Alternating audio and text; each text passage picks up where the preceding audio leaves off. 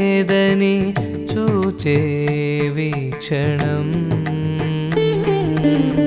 తానే బ్రహ్మమని బ్రహ్మమే తానని తెలిసే ఆ క్షణం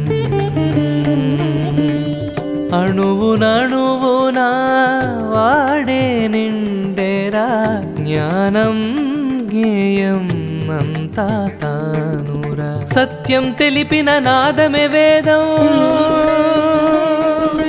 సత్యం తెలిసిన జీవుడే బ్రహ్మం సత్యం తెలిపిన నాదమే వేదం సత్యం తెలిసిన జీవుడే బ్రహ్మం ఆర్ష సూఫీ వేదాంత సారం ఆర్ష సూఫీ వేదాంత సారం విన్నా కన్నా కరమునందున మలకం బ్రహ్మైక్యం ప్రజ్ఞానం బ్రహ్మా ప్రజ్ఞానం బ్రహ్మా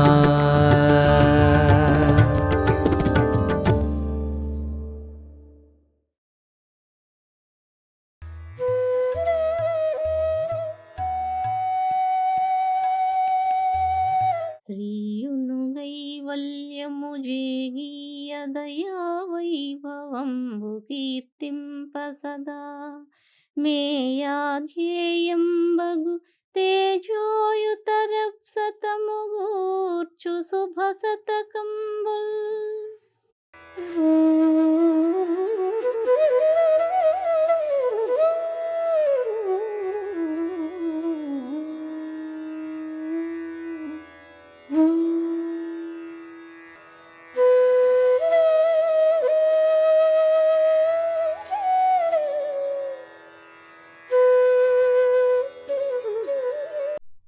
ఓం శ్రీ సద్గురుభ్యో నమః. అందరికీ నమస్కారం. మానవ జీవన విధానంలో ప్రతి ఒక్కరికి కూడా కోరికలు, ఆశలు సహజంగానే ఉంటాయి. కానీ ఈ ఆశలు, కోరికలు పరిమితిలో ఉన్నప్పుడు ఎటువంటి ఇబ్బంది ఉండదు. అవి పరిమితిని దాటినట్లయితేనే మనం దుఃఖాల పాలవుతాం. కోరికను మించిన జడత్వం ఉండదు. కోరికల వలనే ఎన్నో బాధలు ఎదురవుతాయి. మరి ఆ కోరికలను స్థాయిపరిచి జడత్వాన్ని తొలగింపజేసుకోవాలి. అప్పుడే ఆధ్యాత్మిక జ్ఞానంతో ముక్తిని పొందగలం. ఆ మార్గంలో నడిపించే తాత్విక విధానమే శ్రీ విశ్వ విజ్ఞాన విద్య ఆధ్యాత్మిక పీఠం. ఈ పీఠం 6వ పీఠాధిపతులు డాక్టర్ ఉమర్ అలీషా సద్గురువర్యులు సూఫీ వేదాంత దర్శము అనే గ్రంథంలో జడాదేశము అనే ఒక శీర్షికలో ఒకానొక పద్యం ద్వారా ఈ భౌతిక దృష్టిని తొలగించుకొని ఏ విధంగా తరించవచ్చు అనే విషయాన్ని ఇలా చెప్తున్నారు. నీవును మేము నొక్క పరమేశ్వరునే కానుచుంటిమి, అందులో నీవు జడస్వభావము నింద్యములైన నిషేధ వస్తువుల్ కావలనందువు. ఐహికము కామ్యములను వీడనాడి అందు సంభావితమైన తేజమును పట్టుము, సిద్ధుడివయ్యే దన్నిటన్. నువ్వు మేము కూడా ఒకే పరమాత్మను దర్శిస్తున్నాము. కానీ నువ్వు మాత్రం జడస్వభావంతో నిందింపబడే విధానంలో ఈ నిషిద్ధ వస్తువులు కావాలి అని కోరుకుంటున్నావు. ఈ ఐహికమైన కోరికలను విడిచిపెట్టు. అంతటా దాగి ఉన్న ఆ దివ్య తేజస్సు సాధన చేస్తే తెలియబడుతుంది. దానిని పట్టుకో, అప్పుడు అన్నిటిలోనూ సిద్ధిని పొందగలవు అని దీని భావము. ఈ పద్యాన్ని మరింత విశ్లేషించుకుంటే, నీవును మేము ఒక్క పరమేశ్వరునే కనుచుంటిమి అంటున్నారు. పరమాత్మ గురించి, పరమాత్మను చేరుకోవడం గురించి ఎన్ని మతాల్లో చెప్పబడినప్పటికీ, ఎన్ని మార్గాల్లో సూచింపబడినప్పటికీ కూడా అంతటా నిండి ఉన్న భగవంతుడు ఒక్కడే. ఎన్ని మతాల్లో, ఎన్ని భాషలతో, ఎన్ని పేర్లతో మనం పిలుచుకున్నప్పటికీ కూడా భగవంతుడు ఒక్కడే. మరి ఆ భగవంతున్నే తత్వవేత్తలు పూజిస్తున్నారు. ఆ భగవంతున్నే సామాన్య మానవుడు సైతం పూజిస్తూ ఉన్నాడు. కానీ సామాన్య మానవుడు ఏ దృష్టితో పూజిస్తున్నాడు, తత్వవేత్త ఏ విధంగా అర్థిస్తున్నాడు అని మనం పరిశీలిస్తే అక్కడ సత్యం అంతా కూడా దాగి ఉంటుంది. అది ఇక్కడ చెప్తున్నారు.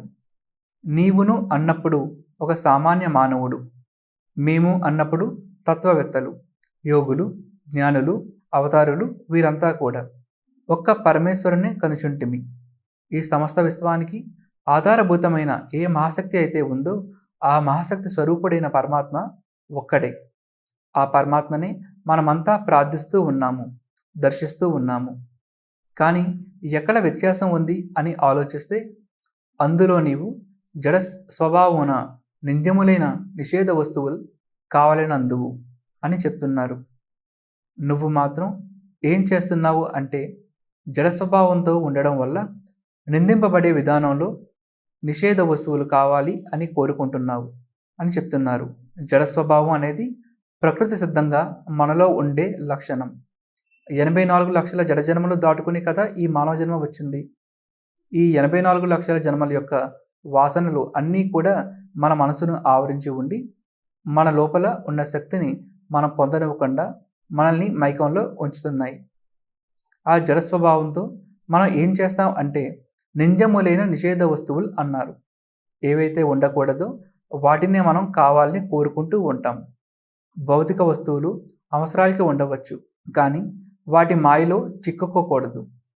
కానీ ప్రస్తుతం లోకంలో మనం ఎవరిని చూసినప్పటికీ కూడా అవసరం ఉన్నా లేకపోయినా, దాంతో మనకి పని ఉన్నా లేకపోయినా ఆ వస్తువులన్నీ మన దగ్గర ఉండాలి, అవన్నీ మన సొంతం అయిపోవాలి అనే ఆలోచనతో ధన సంపదల్ని, ఆస్తిపాస్తుల్ని పెంచుకుంటూ రకరకాల విషయాలు అన్నిటినీ కూడా సంపాదించుకుంటూ అవే నిజమైన సుఖ సంతోషాలని కలిగిస్తాయని, అవే శాశ్వతంగా తన వద్ద ఉండిపోతాయని భావించి ఆయా భౌతికమైన అంశాల పట్ల వ్యామోహంతో ఉంటున్నారు.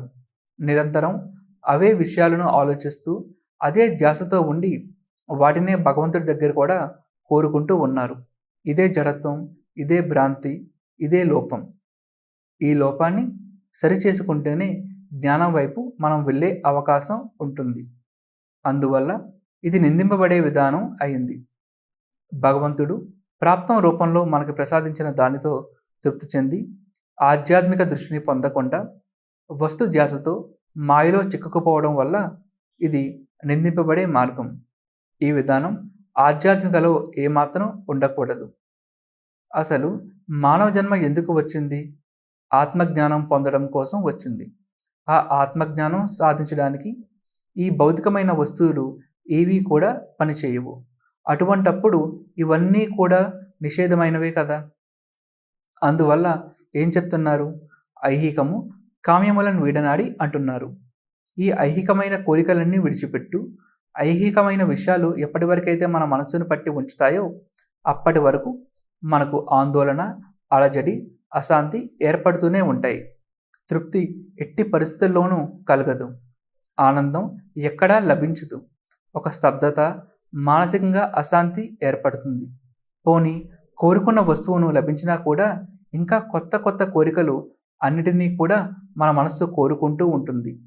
ఎంతో హీనమైన జీవితాన్ని గడిపేలా చేస్తూ ఉంటుంది. అందువల్ల ఏం చెప్తున్నారు తత్వవేత్త? ఈ భౌతికమైన ఇహలోక సంబంధమైన కోరికలు ఏవైతే ఉన్నాయో వీటి అన్నిటినీ విడిచిపెట్టు. అప్పుడే నీకు నిజమైన తత్వం తెలియబడుతుంది. అప్పుడే నీకు ప్రశాంతత లభిస్తుంది. అప్పుడే నీకు సంతృప్తి కలుగుతుంది. అప్పుడే నువ్వు ఆనందం వైపు వెళ్ళగలుగుతావు అని చెప్తున్నారు. ఈ విధంగా ఆనందాన్ని పొందాలంటే, ఈ జన్మను తరింప చేసుకోవాలంటే ఏం చెయ్యాలి? అందు సంభావితమైన తేజమును పట్టుము అంటున్నారు. ఈ భౌతికమైన విషయాలు ఏవైతే వద్దని చెప్పారో ఆ వద్దని చెప్తున్న భౌతిక విషయాలన్నీ నువ్వు దృష్టి మార్చి చూడు. అప్పుడు నీకు అంతటా ఆనందం ఉంటుంది అంటున్నారు. అంతటా దాగి ఉన్న ఆ దివ్యమైన తేజస్సు సాధన చేస్తే తెలియబడుతుంది. అది ప్రతి వస్తువులోనూ ఉంది, ప్రతి అణువులోనూ ఉంది. ఆ అణువులో రహస్యంగా దాగి ఉన్న ఆ తేజస్సును దర్శించడానికి ప్రయత్నించు అని చెప్తున్నారు. మనం పైకి కనిపిస్తున్న తెరను చూసి ఆ తెర నిజమైనదని, ఆ తెర గొప్పదని అనుకుంటూ ఉన్నాం. కానీ ఆ తెర తొలగించి చూస్తే ఒక గొప్ప తేజస్సు మనకు కనిపిస్తుంది. అలాగే ఈ భౌతికమైన అంశాలు, వస్తువులు ఇవన్నీ కూడా భౌతికంగా మనకు చూసుకుంటే మంచిగా కనిపిస్తుంటాయి. సుఖ సంతోషాల వలయంలో మనం ఉండగలిగే అవకాశం ఉంటుందని, అదే తృప్తి అని అనుకుంటున్నాం. కానీ ఈ భౌతికమైన అంశాలు లోపల దాగి ఉన్న చైతన్యాన్ని, ప్రతి అణువులోనూ శక్తిని, ఆ తేజస్సుని దర్శించడానికి మనం ప్రయత్నం చేయాలి. దానికోసం మన భౌతిక దృష్టిని అంతర్దృష్టిగా మార్చుకుని సాధన చేయాలి.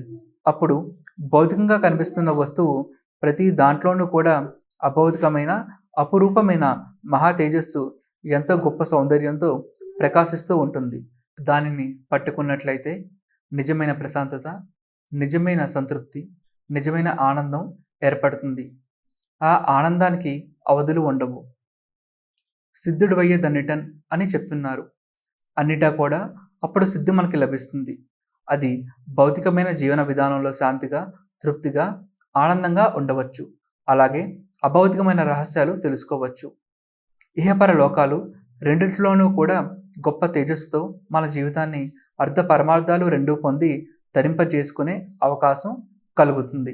ఈ పద్యం ద్వారా మనం ఏం తెలుసుకోవచ్చు అంటే, పరమాత్మను తత్వవేత్తలు, సామాన్య మానవులు కూడా ప్రార్థిస్తూ ఉన్నారు. కానీ సామాన్య మానవులు లౌకిక విషయాసక్తితో, జడ స్వభావంతో ఎన్నో కోరికలు కోరుకుని వాటి ద్వారా సుఖ సంతోషాలు పొందవచ్చు అని అనుకుంటూ ఉంటారు. కానీ అది నిజమైన సుఖము కాదు. భౌతికమైన విషయాలు ఏవైతే మనం కోరుకుంటున్నామో వాటిలో అంతర్గతంగా ఒక తేజస్సు దాగి ఉంది. ఆ తేజస్సును పొందగలిగినట్లయితే నిజమైన సుఖం, నిజమైన ఆనందం మనకు కలుగుతుంది. కాబట్టి సాధన చేసి ప్రతి అణువులోనూ నిండి ఉన్న తేజస్సును పొంది తరించే ప్రయత్నం చేయాలి. అప్పుడు మన జన్మకు సార్థకత కలుగుతుంది. దానికోసం మనమంతా కూడా ప్రయత్నిద్దాం. అందరికీ నమస్కారం. ఓం శ్రీ సద్గురుభ్యో నమః.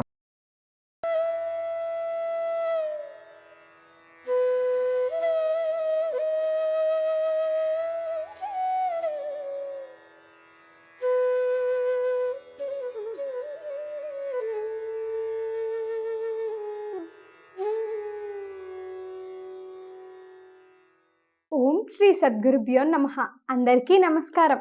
84 లక్షల జీవరాశుల్లో ఏ జీవికి లేనటువంటి ఒక విశేష గుణం కేవలం మానవులకు మాత్రమే కలిగింది: వివేకం. వివేకం ఉన్నవారు ధార్మిక మార్గంలో పయనించగలరు. వివేకం కోల్పోతే ఆ వ్యక్తి యొక్క జీవితం జడత్వంతో పశుప్రాయంగా అయిపోతుంది. అటువంటి జడత్వంలోకి నెట్టివేసే విషయాలే మనకు కనిపిస్తున్న భౌతిక పదార్థాలన్నీ కూడా. ఈ భౌతికమైన విషయాలన్నీ కూడా మనలో కోరికల్ని, ఆశల్ని ఉద్రేకపరిచి ఎన్నో రకాలైన భావోద్వేగాలను మనలో కల్పించి సుఖ సంతోషాలను కలిగిస్తూ ఉంటాయి. కానీ ఆ సుఖం కొద్ది కాలం మాత్రమే ఉంటుంది. నిరంతరం ఉండే సచ్చిదానంద స్వరూపమైన ఆనందం మాత్రం ఆత్మజ్ఞానంతోనే సాధ్యమవుతుంది. కాబట్టి భ్రాంతి మహాశక్తి కలిగించే విషయాశక్తిని మనం జయిస్తేనే జడత్వాన్ని తొలగించుకొని చైతన్యాన్ని పొందగలం. ఆ విషయాన్ని మహాకవి శ్రీ విశ్వ విజ్ఞాన విద్య ఆధ్యాత్మిక పీఠం యొక్క 6వ పీఠాధిపతులు బ్రహ్మర్షి డాక్టర్ ఉమర్ ఆలీషా సద్గురువర్యులు సూఫీ వేదాంత దర్శము అనే గ్రంథంలో జడాదేశము అనే శీర్షికలో ఒకానొక పద్యం ద్వారా ఇలా చెప్తున్నారు: ఆసవమున్ వధూటయు విహార విలాస సరిత్తటాక సంభాసిత సౌత పంక్తి పరివర్తిత గాన రసైక సాధనోపాసిత భాసమానముల ప్రాయము పోయిన అందమీయవు ఆశలు నీరసంబుల లడియాసలు భగ్న మనోరథంబులు. మద్యం సేవిస్తూ ఎంతోమంది స్త్రీలతో గడుపుతూ నదులు, చెరువుల ఒడ్డున ఉన్న గొప్ప మేడల్లో విహార విలాసాలు చేస్తూ ఎంతో గొప్ప గానరసాన్ని ఆస్వాదిస్తూ పొందే విషయ సుఖాలన్నీ వయస్సు గడిచే కొద్దీ అందంగా ఉండవు. ఆ ఆశలన్నీ నీరసాలవుతాయి, అడి ఆశలుగా, తీరని కోరికలుగా మిగిలిపోతాయి అని దీని భావము. ఈ పద్యాన్ని మరింత వివరించుకుంటే ఈ పద్యంలో మనకేం చెప్తున్నారు అంటే, భౌతికమైన విషయాలు ఏవైతే మనకు సుఖ సంతోషాల్ని కలిగిస్తూ ఉన్నాయో అవన్నీ కూడా క్షణికమైనవి. అవేవి అంటే, ముందుగా ఆసవమున్ అనగా మద్యం. లోకంలో సులభంగా మైకం కలిగి తామున్న స్థితిని, తమకున్న కష్టాల్ని, బాధల్ని, దుఃఖాల్ని మర్చిపోయే స్థితి కలిగించే వ్యసనం మద్యం. మద్యం సేవించడం వల్ల ఆరోగ్యపరంగా ఎన్నో ఇబ్బందులు ఎదుర్కోవాల్సి ఉన్నప్పటికీ ఆ క్షణం వరకు తానున్న పరిస్థితిని మర్చిపోయి ఒక రకమైన మైకంతో, ఒక స్తబ్దత ఆనందంగా భ్రమింపచేసే లక్షణం మద్యానికి ఉంటుంది.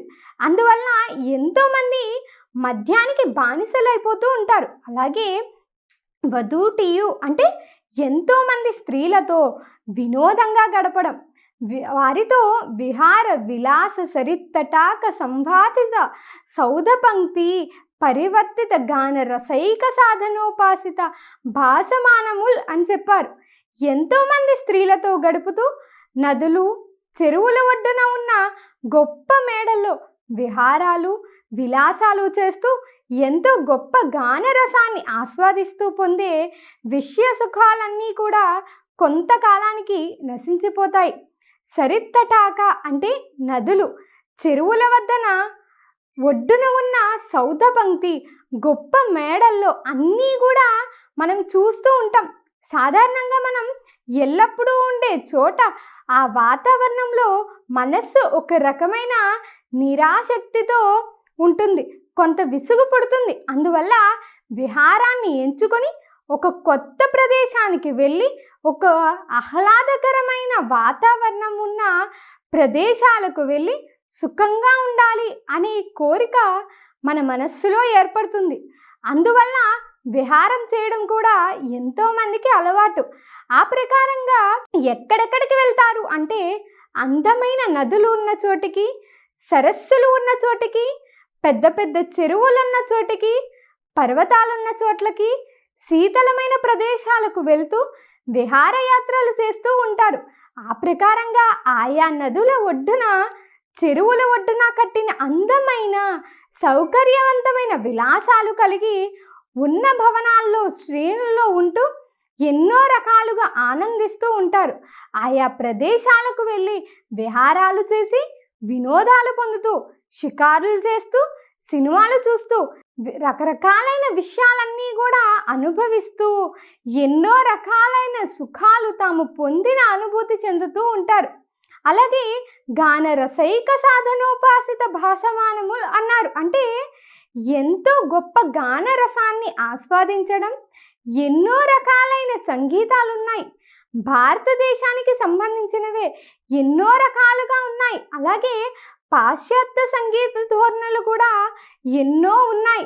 నవరసాలన్నిటినీ కూడా ప్రతిస్పందింపజేసే విధంగా ఎన్నో రకాలైన పాటలు గీతాలు వింటూ వాటి ద్వారా ఉత్తేజితమవుతూ సంతోషాన్ని పొందుతూ భావన చెందుతూ ఉంటారు. అయితే ఇప్పటి వరకు మనం చెప్పుకున్న విషయాలు మద్యం సేవించడం, స్త్రీలతో గడపడం, ఎంతో అందమైన నదీ పరిసర ప్రాంతాల్లో ఉన్న భవన శ్రేణుల్లో నివాసం ఉండడం, అక్కడ ఎన్నో రకాలైన విషయాలను చూస్తూ ఆనందించడం, ఎన్నో రకాలైన ప్రాంతాలకు విహారాలు చేయడం, అక్కడ ఉన్న ఆయా అంశాలన్నిటినీ కూడా గమనిస్తూ ఎంతో విలాసవంతంగా జీవితం గడపడం, అలాగే ఎన్నో రకాలైన పాటల్ని వింటూ పాడుకుంటూ ఆస్వాదించడం, ఇవన్నీ కూడా ఏమవుతాయట? ప్రాయము పోయిన అందమీయవు. ఈ విషయాలన్నీ కూడా ఎంతవరకు మనకు సుఖాన్ని కలిగిస్తున్నాయి, ఎంతవరకు మనకు సంతోషాన్ని కలిగిస్తున్నాయి, ఎంతవరకు ఆనందం మనం వాటి ద్వారా పొందగలుగుతున్నాము, ఎంతవరకు మనకున్న సమస్యల్ని మర్చిపోయి వాటిలో తేలియాడుతూ ఉన్నాము అని మనం ప్రశ్నించుకుంటే ఆ క్షణం వరకు మాత్రమే ఆ సుఖం, సంతోషం, ఆనందం, ఆ తృప్తి, ఆ మైకము మొదలైన విషయాలన్నీ కూడా ఉంటున్నాయి. ఆ కొద్ది కాలం పాటు మాత్రమే ఆ అనుభూతులన్నీ ఉంటున్నాయి. అందువల్ల ప్రాయము పోయిన అందమీయవు అని చెప్తున్నారు. ఈ పొందుతున్న ఈ విషయ సుఖాలన్నీ కూడా వయస్సు గడిచిపోయే కొద్దీ అందంగా అనిపించవు. వయస్సులో ఉన్నప్పుడు శరీరం బలంగా ఉండి, అంగసౌష్ఠవం కలిగి, అందంగా ఉండి, కండరాలు దృఢంగా ఉండి, అన్ని హార్మోన్ల వ్యవస్థ అంతా కూడా చక్కగా పనిచేసి దేన్నైనా సాధించగలను అనే యువశక్తి మదన్ రూపంలో విజృంభించడం వల్ల ఆ యవ్వనంలో ఆయా సుఖాలన్నీ కూడా తాను పొందుతున్నాడు. అప్పుడు ఈ విషయాలన్నీ అందంగా ఆనందంగా అనిపించినప్పటికీ కూడా కాలం విషయంలో ఆయుష్ రూపంగా ఆ వ్యక్తి యొక్క కాలం గడిచిపోతూ ఉండే కొద్దీ ఆ యవ్వనం కాస్త పోయి వృద్ధాప్యంలోకి ఆ వ్యక్తి రావడంతోనే ఏమవుతుంది? తనకున్న అందం కోల్పోతాడు, శరీరంపై ముడతలు ఏర్పడతాయి, తనకున్న అంగ సౌష్ఠవం పోతుంది, కండరాలు ఎముకలు యొక్క బలం తగ్గిపోతూ ఉంటుంది, మతిమరుపు ఏర్పడుతూ ఉంటుంది. అప్పుడు ఇంతకు ముందు చెప్పుకున్న ఆయా విషయాల నుండి సుఖ సంతోషాలు పొందే సామర్థ్యం తాను కోల్పోవడం వల్ల అన్నిటి పట్ల కూడా ఆ అందము ఆనందం ఏవైతే గతంలో ఉన్నాయో అవన్నీ కూడా తాను కోల్పోతాడు, అవన్నీ కూడా తనకి అందగించవు. అందువల్ల ఆ ఆశలు నీరసంబుల అడి ఆశలు భగ్న మనోరథంబులు అంటున్నారు. అంతవరకు ఉన్నటువంటి ఆశలు ఇంకా ఎన్నో చోట్ల తిరగాలి, ఇంకా ఎన్నో చూడాలి, ఇంకా ఎన్నో చెయ్యాలి, ఇంకా ఎన్నో విలాసాలు చెయ్యాలి, ఇంకా ఎన్నో విహారాలు చెయ్యాలి, ఇంకా ఎంతమందితోనూ ఆనందంగా గడపాలి, ఇంకా ఎన్నో రకాలైన మద్యాలు సేవించాలి, ఇంకా ఎన్నో రకాలైన విషయాలను తాను పొందాలి అనే ఆవేదన, ఆశ, కోరికలు విజృంభించి ఉన్న ఆ వ్యక్తిలో ఆ ఆశలన్నీ ఏమవుతాయి? నీరసాలు అయిపోతాయి. అడి ఆశలుగా అంటే పనికిరాని కోరికలుగా, భగ్న మనోరథాలు అంటే తీరని కోరికలుగా అవి మిగిలిపోతాయి. ఎందువల్ల? కాలం అంతవరకే తనకి సహకరించింది. ఆ కాలం సహకరించినంత వరకు తను ఎన్నో రకాలైన సుఖాలను అనుభవించాడు. ఆయా విషయాల వల్ల కాలాన్ని సద్వినియోగపరుచుకొని మాత్రం ఆ సుఖాలు ఎంతవరకు ఉంటాయి? నిజమైన ఆనందం ఏంటి? నిజమైన ఆనందం కోసం నేను ఎలా ప్రయత్నించాలి? మొదలైన విషయాలు ఏమీ కూడా తాను విమర్శించుకోకపోవడం వల్ల తాను చివరికి వృద్ధాప్య దశ చేరుకుని ఏం సాధించలేక జడత్వంతో జడ జన్మల పాలై నశించిపోవడం జరుగుతుంది. అందువల్ల ఆ తీరని కోరికలుగా మిగిలిపోయే అడి ఆశలుగా అయిపోయే ఆ ఆశలన్నిటినీ కూడా యవ్వన కాలం నుండే ఆధ్యాత్మిక జ్ఞానంతో స్థాయిలో ఉంచుకొని నిజమైన ఆనందాన్ని పొందడానికి ప్రయత్నించాలి.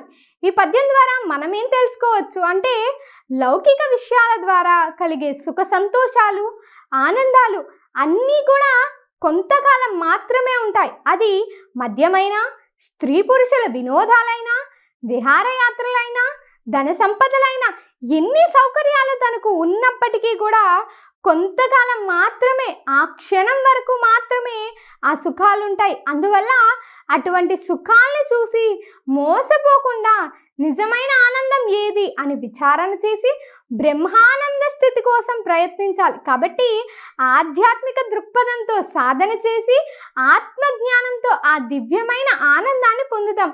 జన్మను సార్థక్యం చేసుకుందాం. అందరికీ నమస్కారం. ఓం శ్రీ సద్గురుభ్యో నమః.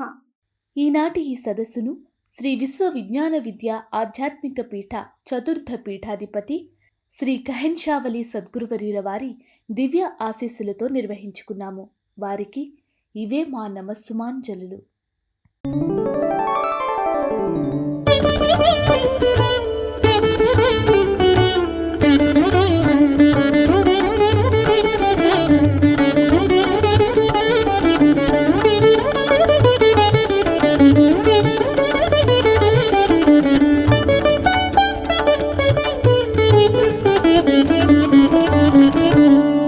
प्रज्ञानं ब्रह्मा